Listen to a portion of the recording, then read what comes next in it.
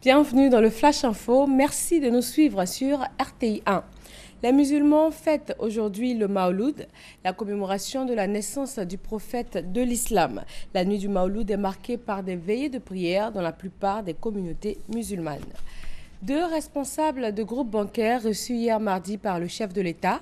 Le président Alassane Ouattara a échangé avec le président du groupe français BNP Paribas et le président du groupe Banque Centrale Populaire du Maroc.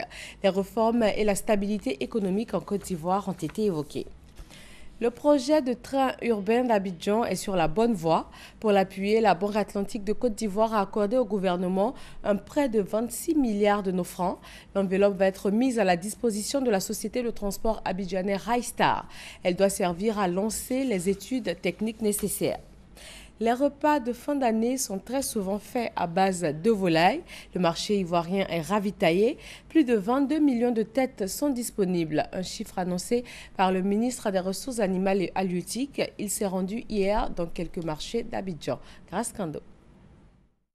La volaille est beaucoup prisée, surtout en période de fête. Pour s'assurer de la disponibilité du marché en volaille pour les fêtes de fin d'année, le ministre des Ressources animales et halieutiques a effectué une visite dans quelques marchés du district d'Abidjan.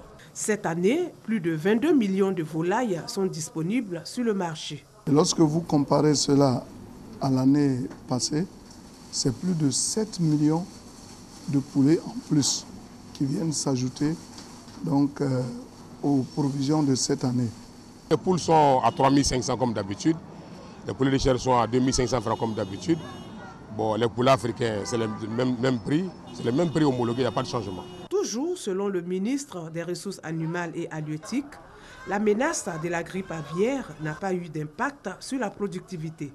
C'est vrai qu'il y a eu des foyers de grippe aviaire, mais nos services ont tellement été efficaces qu'ils ont pu juguler la situation, la chose, et ça fait qu'aujourd'hui, là, on peut consommer le poulet sans crainte de tomber malade. Pour relever le niveau de productivité, les opérateurs de la filière eux-mêmes, pour certains, pour la plupart d'entre eux, se sont engagés dans un programme d'investissement important pour mettre à niveau les infrastructures d'élevage, produire dans des conditions plus modernes.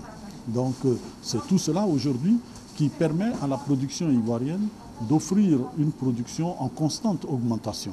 Ces 22 millions de volailles sont réparties dans les différents marchés. Elles proviennent des fermes locales. Une dizaine de djihadistes neutralisés, des véhicules et des armes saisies le week-end dernier et ce lundi dans le nord du Mali, dans la région de Ménaka. Bilan de violents combats entre djihadistes et soldats français de l'opération antiterroriste Barkhane.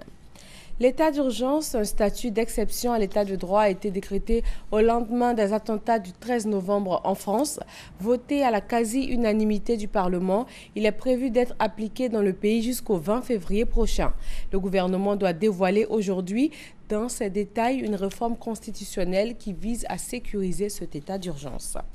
État d'urgence également en Tunisie. Le président Béji Caïd Essebsi a annoncé hier la prolongation pour 2 mois de cet état d'urgence.